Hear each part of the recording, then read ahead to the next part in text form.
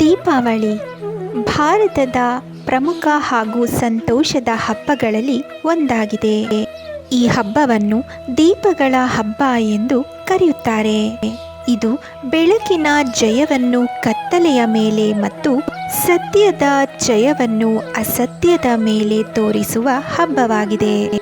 ದೀಪಾವಳಿ ಹಬ್ಬದ ಮಹತ್ವದ ಬಗ್ಗೆ ಹೇಳೋದಾದರೆ, ಶ್ರೀರಾಮನು ರಾವಣನನ್ನು ಸಂಹರಿಸಿ 14 ವರ್ಷದ ವನವಾಸದ ನಂತರ ಅಯೋಧ್ಯೆಗೆ ಹಿಂದಿರುಗಿದ ದಿನ ಎಂದು ಆಚರಿಸಲಾಗುತ್ತದೆ.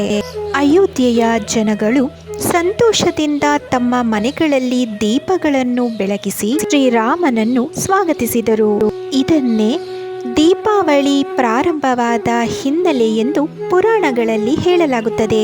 ಇನ್ನು ಕೆಲವರು ದೀಪಾವಳಿಯನ್ನು ಮಹಾಲಕ್ಷ್ಮಿಯ ಆರಾಧನೆಯ ದಿನವೆಂದು ಆಚರಿಸುತ್ತಾರೆ.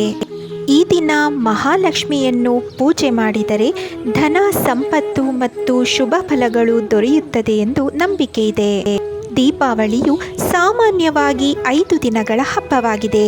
ಮೊದಲನೆಯ ದಿನ ಧನತೇರಸ್, ಲೋಹ ಬಂಗಾರ ಖರೀದಿ ಮಾಡುವ ಶುಭ ದಿನ. ಎರಡನೆಯ ದಿನ ನರಕ ಚತುರ್ದಶಿ, ಶ್ರೀಕೃಷ್ಣನು ನರಕಾಸುರನನ್ನು ಸಂಹರಿಸಿದ ಶುಭ ದಿನ. ಮೂರನೆಯ ದಿನ ದೀಪಾವಳಿ ಅಮಾವಾಸ್ಯೆ. ಈ ದಿನ ಲಕ್ಷ್ಮಿಯನ್ನು ಪೂಜಿಸಲಾಗುತ್ತದೆ.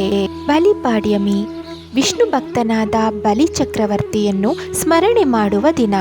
ಯಮ ದ್ವಿತೀಯೆ, ಈ ದಿನ ಸಹೋದರ ಮತ್ತು ಸಹೋದರಿಯರ ಬಾಂಧವ್ಯದ ದಿನವಾಗಿ ದೀಪಾವಳಿಯನ್ನು 5 ದಿನಗಳ ಕಾಲ ಆಚರಿಸಲಾಗುತ್ತದೆ.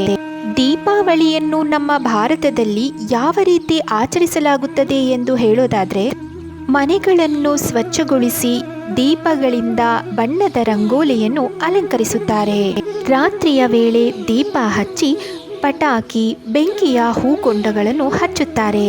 ಲಕ್ಷ್ಮೀ ಪೂಜೆ ಮಾಡಿ ಹೊಸ ಹಣಕಾಸು ವರ್ಷಕ್ಕೆ ಪ್ರಾರಂಭ ಮಾಡುತ್ತಾರೆ. ಸಿಹಿ ತಿಂಡಿಗಳು, ಹಣ್ಣು, ಹೂವು, ಉಡುಗೊರೆಗಳನ್ನು ವಿನಿಮಯ ಮಾಡಿಕೊಳ್ಳುತ್ತಾರೆ. ಹಿಂದೂಗಳ ಪ್ರತಿಯೊಂದು ಹಬ್ಬವು ಲೋಕಕ್ಕೆ ಒಂದು ಒಳ್ಳೆಯ ಸಂದೇಶವನ್ನು ನೀಡುತ್ತದೆ. ಈ ರೀತಿ ದೀಪಾವಳಿಯು ನೀಡುವ ಸಂದೇಶವೆಂದರೆ, ಅಂಧಕಾರದಿಂದ ಬೆಳಕಿನತ್ತ, ಜ್ಞಾನದಿಂದ ಜ್ಞಾನದತ್ತ, ದುಃಖದಿಂದ ಸಂತೋಷದತ್ತ ಸಾಗೋಣ. ದೀಪಾವಳಿ ನಮ್ಮ ಬದುಕಲ್ಲಿ ಶಾಂತಿ, ಪ್ರೀತಿ ಮತ್ತು ಆಶಯದ ಬೆಳಕನ್ನು ಹಚ್ಚುವ ಹಬ್ಬವಾಗಿದೆ. ದೀಪಾವಳಿ ಹಬ್ಬವು ನಿಮ್ಮ ಜೀವನದಲ್ಲಿ ಸಂತೋಷದ ಕಿರಣಗಳನ್ನು ಹರಡಿ ದುಃಖದ ಕತ್ತಲೆಯನ್ನು ಓಡಿಸಲಿ. ಶಾಂತಿ, ಪ್ರೀತಿ ಮತ್ತು ಯಶಸ್ಸು ಎಲ್ಲೆಡೆ ಬೆಳಗಲಿ. ಎಲ್ಲರಿಗೂ ದೀಪಾವಳಿ ಹಬ್ಬದ ಹಾರ್ದಿಕ ಶುಭಾಶಯಗಳು.